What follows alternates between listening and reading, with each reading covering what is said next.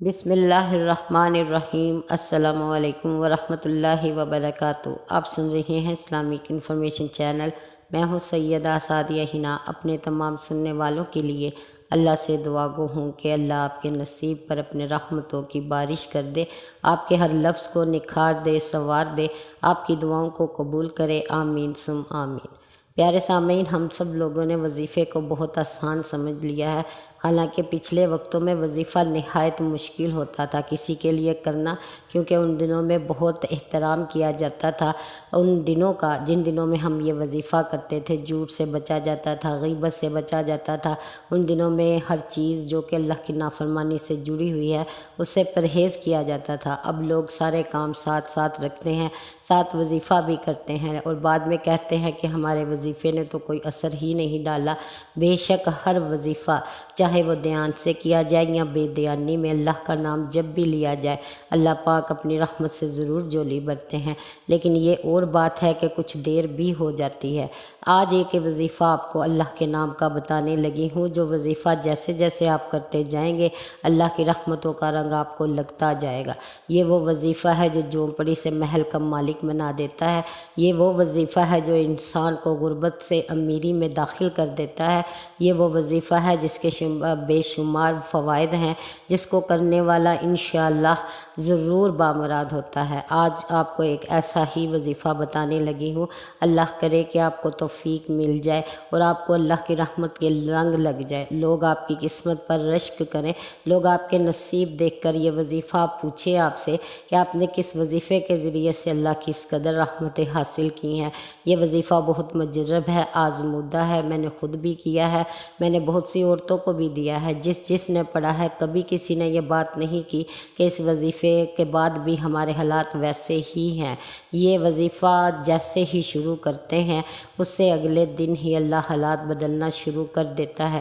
کئی لوگوں کو نظر آنا شروع ہو جاتا ہے، کئی لوگوں کو ذرا تھوڑی دیر لگ جاتی ہے، کچھ دن لگ جاتے ہیں، لیکن کمال ضرور ہوتا ہے، رحم ضرور ہوتا ہے، رحمت ضرور برستی ہے۔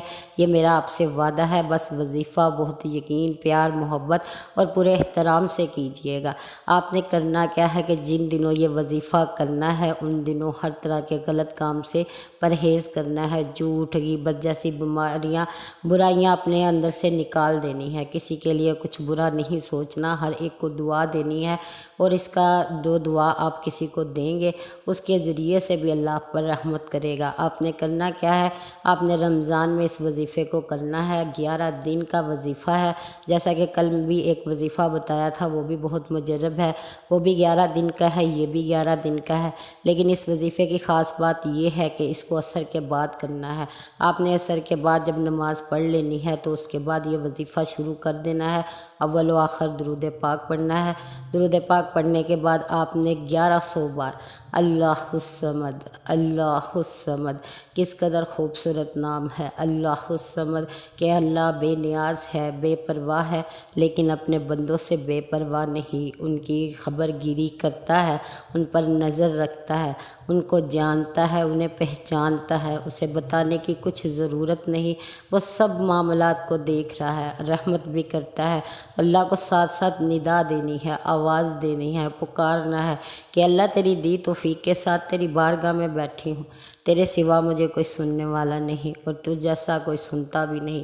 اے مولا، میں پریشان ہوں، میں اس تکلیف میں ہوں، میری اس تکلیف کو دور کر دیجئے۔ اے اللہ، مجھے اس قدر نواز دیجئے کہ میں لوگوں سے بے نیاز ہو جاؤں، مجھے غنی کر دیجئے۔ میں تیرے ذریعے سے، تیرے دیے ہوئے رزق سے، تیرے دیے ہوئے وسائل سے اللہ پاک لوگوں کی مدد کرو، مجھے اتنا عطا فرما دیجئے۔ آپ نے اللہ الصمد دل سے پڑھنا ہے، 1100 بار پڑھنا ہے۔ بے شک ذرا تھوڑی زیادہ تعداد ہے، لیکن یقین کیجئے اتنا خوبصورت نام ہے، جیسے جیسے پڑھتے جائیں گے آپ کی توجہ خود بڑھتی جائے گی۔ بہت محبت سے اس لفظ کو ادا کیجئے کہ اللہ کا پسندیدہ نام ہے۔ جب کوئی کہتا ہے اللہ الصمد، اے بے نیاز، آپ کی پکار میں تاثیر تو ہو، یہ نہ ہو کہ آپ کا ذہن مختلف خیالات کی اماج گاہ بنا ہو اور آپ بے دھیانی سے اللہ الصمد پڑھے۔ اللہ اس صورت میں بھی قبول کر لے گا، لیکن اگر آپ چاہتے ہیں کہ 11 دنوں کے اندر اندر اللہ آپ کا بہترین اسباب بنا دے، آپ کو اپنی بے نیازی دکھا دے، اپنی بے پرواہی بتا دے کہ وہ کتنا بے پرواہ ہے اپنے خزانوں سے، جسے مرضی دے، جتنا دے، بے حساب بھی دے دو تو اس سے کمی نہیں آتی۔ اسے اس طرح سے پکار دیجیے گا کہ وہ بندوں کی مانند تھوڑی ہے جو دے دے تو احسان دلاتے ہیں، جو دے دے تو یہ بتاتے ہیں کہ اب ہمارے پاس کم ہو گیا ہے تاکہ یہ بندہ دوبارہ نہ آئے، یا کوئی ایسے حالات بتائے جس کی وجہ سے مانگنا نہ پڑے۔ تو وہ رب کی ذات ہے جس کے خزانے بے شمار ہے، دنیا کا ہر بندہ اس سے لے رہا ہے، چاہے مانگ کر لے، چاہے خود اللہ پاک متوجہ ہو کر دے، ہر بندہ اسی سے کھا رہا ہے، چاہے کافر ہیں مسلمان ہیں۔ اتنی سلطنت کو پالنے والا کیا ہمارا خیال نہیں رکھے گا کہ ہم نے اس کے خزانوں سے مانگا ہے وہ ہمیں جھٹلا دے گا؟ ایسا ہرگز نہیں۔ آپ نے اللہ الصمد آپ نے پکارنا ہے، جیسے جیسے پکارنا ہے، اپنی آواز میں درد اور تڑپ پیدا کرنی ہے کہ آپ اس وقت بہت ضرورت مند ہیں، آپ اس کے سوا کسی کے پاس نہیں جا سکتے۔ آپ دائیں طرف دیکھ لیں تو اللہ ہی ہے، آپ بائیں طرف دیکھ لیں تو اللہ ہی ہے، آپ سامنے دیکھ لیں اللہ ہی ہے، آپ پیچھے دیکھ لیں اللہ ہی ہے۔ آپ کے پاس کوئی جائے فرار نہیں، اس کے بعد کوئی راستہ نہیں کہ جس پر آپ چل سکیں یا جس سے آپ مانگ سکیں۔ آپ نے وہاں پر باندھ کر اپنے آپ کو بیٹھنا ہے، بتانا ہے کہ اللہ میں تیرے پاس ہی آئی ہوں، جب بھی ضرورت پڑی ہے تجھے ہی یاد کیا ہے، تو نے ہی عطا کیا ہے۔ اے وہ رب، تو بن مانگے عطا کرنے والا ہے، تو کیا مانگنے پر نہیں دے گا؟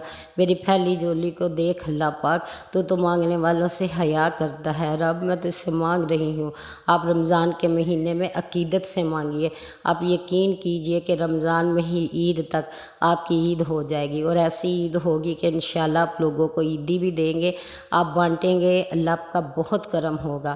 آپ نے 11 دن تک 1100 بار اللہ الصمد کبھی رو کر، کبھی بیٹھ کر، کبھی گڑ گڑا کر، کبھی تڑپ سے، کبھی یقین سے مانگنا ہے، اللہ ضرور عطا کرے گا۔ میری دعا ہے جسے اس وظیفے کی توفیق ملے، اللہ اپنی شان رحمت کے رنگ دکھا دے، آمین ثم آمین۔